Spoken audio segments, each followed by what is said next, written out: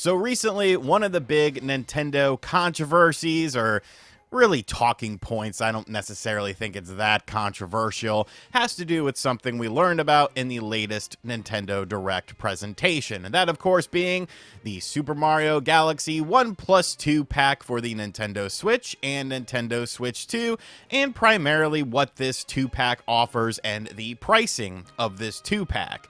Now, there has been some additional things that have come out since I talked on Saturday about this game, because we've learned a little bit more, some things that are being added into it. And then yesterday, Good Vibes Gaming actually made a very interesting video, sort of comparing the 3D All-Stars collection to the new collection that is releasing for the Switch and Switch 2. And they drew some conclusions from that people are now talking about, and I think it's a good video. I'll have a link to it in the description box down below, but I kind of have a potentially different viewpoint than they do when it comes to what is actually happening with this game in terms of the visuals, and I want to share my thoughts on that with you guys. But before we get into all of that stuff, there is some additional stuff with this collection that I do want to talk about. So if this is your first time on the channel, be sure to hit that subscribe button. Be sure to like the video, share it with your friends, share it with their enemies. Just share it with people. The first thing I want to talk about with Super Mario Galaxy 1+2 collection, 1 and 2 collection for the Nintendo Switch is something that I feel like has flown completely under the radar. And this is something that I really haven't put 2 and 2 together with until this morning when I was actually thinking about it. Now, obviously, a lot of the controversy surrounding this compilation is, of course, the fact that this is a $70 release. But I feel like we're forgetting something with that price point, because now we are preconditioned to accept $70 as the standard price for Nintendo Switch 2 first-party games, with some of them going into the $80 realm. But we have to remember something with this. This is technically not a Nintendo Switch 2 game. This is a Nintendo Switch 1 game. The retail release of the box is going to be a Nintendo Switch 1. The cartridge itself is a Nintendo Switch 1 cartridge that has a version that you can upgrade to for free with the Nintendo Switch 2 that offers a little bit better visuals. But this is a $70 Nintendo Switch 1 game from Nintendo, thus putting it up there on the level of something like Tears of the Kingdom, the other $70 first-party Switch 1 game release that Nintendo released on the system. And I have to sit here and think, what happened to all that variable pricing discussion where Doug Bowser was talking about why some games had to be more because of development costs and budgets and stuff like that? That seems to have gone completely out the window with this, because I can't imagine the budget of this is super high or anything like that. These are essentially Wii games that get a little bit prettier on the Switch and Switch 2, but you're charging $70 for a Switch 1 game. So this has more value than all of the Xenoblade games and, you know, Super Mario Odyssey, Breath of the Wild. This is a higher quality game that costs you more money, or maybe the variable pricing thing is just one of the things that, of the three-headed Hydra that I talked about in yesterday's video. I think that falls perfectly into two portions of the three-headed Hydra. Make sure if you did not see yesterday's video, you check that out after checking out this video, because I think you'll understand exactly what I am alluding to with this. Now, as far as differences are concerned, they did kind of update what the differences were when it came to these versions of the game on the Nintendo Switch 2 over on the official website for Super Mario Galaxy plus Super Mario Galaxy 2 TM.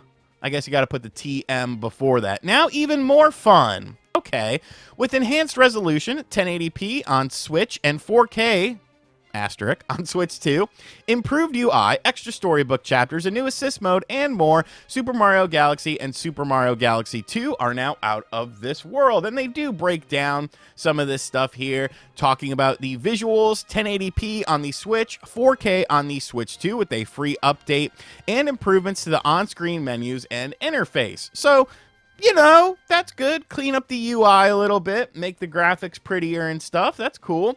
A new assist mode that makes the game a little easier with additional health and recovery from falls. A good option for beginners or more casual players. So, it's not that challenging of a game. I guess some of the bonus levels are a little challenging when it comes to stuff like that. But they also talked about some of the stuff here, the transformations, who you play as, all that sort of stuff. These are really well done games. Some of the other information is that there are extra storybook chapters, and now allegedly there's some mouse controls according to the Japanese website and stuff like that. I guess you would, if you're familiar with this game, to get the sprites, you would flick the Wiimote around a little bit to get the shine sprites. Maybe that's going to be on the mouse, and you kind of use a mouse and one Joy-Con or something like that. I don't really know, but I guess that's kind of interesting stuff. Is that worth the additional value to you? I mean, it kind of just depends, but I do think that, adding in more stuff is always a good thing. It's just kind of the level of stuff that has been added. Is that really worth the additional value? I guess it depends on the individual. I think if maybe some more levels or something were added, that would be a little bit more incentivizing. And this game does come out pretty soon, like a couple of weeks from now. So I feel like if there was some sort of big secret tied behind it, we would know about that by now. But like I said, really, I want to focus in, even though this is all encompassing though, but really one of the topics I wanted to hone in is on those graphics, because there's been lots of discussion after GVG's video talking about the graphics yesterday, in which John Cartwright kind of analyzed videos from Nintendo comparative to 3D All-Stars and things like, the graphical environments, the cutscenes and stuff like that, and how these were created in this new version of it. And I've seen a lot of people talking about this, that they're like, oh, well, this is more like Metroid Prime Remastered. And I'm sitting here like, I don't know about that, Chief.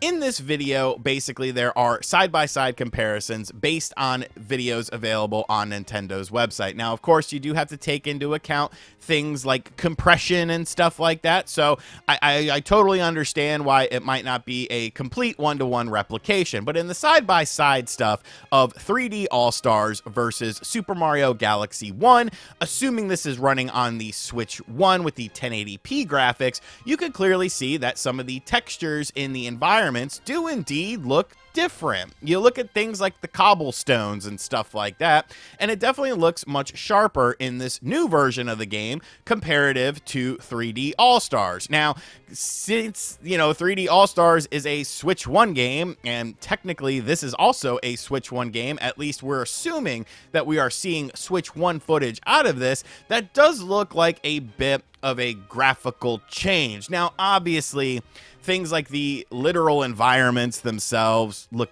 the same, maybe just a little bit sharper. Things like Mario, he hasn't been redone or anything like that. It's more so a devil in the details sort of situation.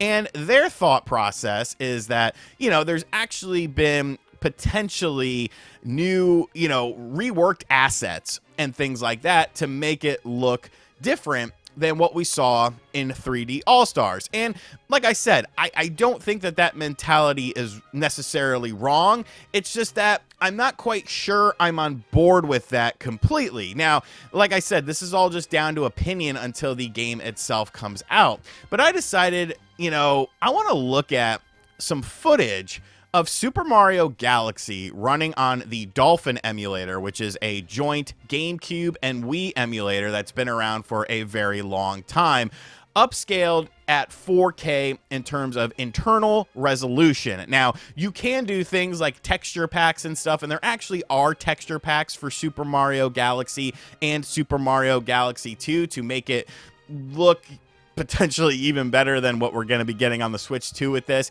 but I felt like that was kind of cheating. even though these are free texture packs. But I did feel like that was kind of cheating. I just wanted to take the base game itself. So I looked around on the internet, found a video from like 5 years ago from a YouTube channel that if you've been on YouTube for a long time, you've probably stumbled across their videos before, and that is John God Games. I will have a link to John God Games' video in the description box down below. But on this video, they essentially just took Super Mario Galaxy, put it into the Dolphin emulator, did internal upscaling to 4K, and then played the game.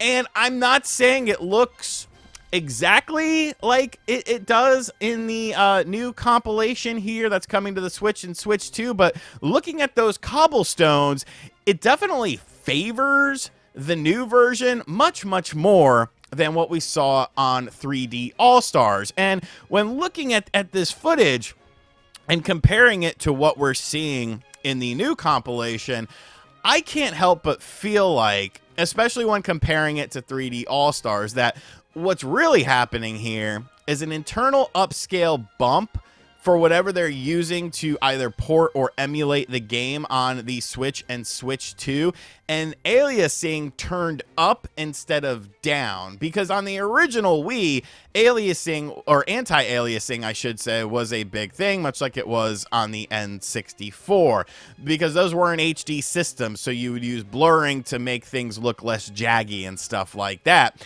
which is why you might not be able to see the details in things like the cobblestone and whatnot when you are comparing it to the version that they did with 3D All-Stars. But if you turn up the aliasing and bump up the internal resolution, I do feel like you get a very, very similar image to what we are seeing with this new compilation.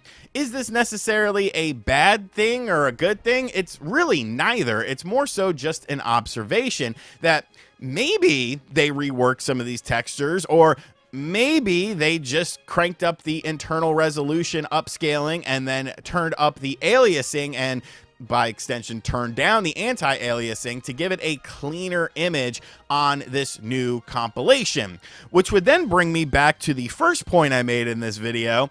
If that's the case of what we're doing, why are we talking about $70 for a Switch 1 game that's 2 Wii games put together with, I mean, admittedly, very little work? Oh, there's also a music player in this. I forgot. I'm sure somebody's going to call me out in the comments who didn't watch all the way to the end of this because I'm just bad-mouthing Nintendo by you know, asking questions and bringing up observations. Like, there's no ill will in this. I'm just looking at something and talking about it. But there is a music player in the new version, even though you can just use the Nintendo music player on your phone, or use YouTube, where these soundtracks have been available, you know, forever. I don't think I've ever been in a situation where I'm like, you know what? I need to listen to music on my Nintendo Switch or my Nintendo Switch 2. I wish this had a music player.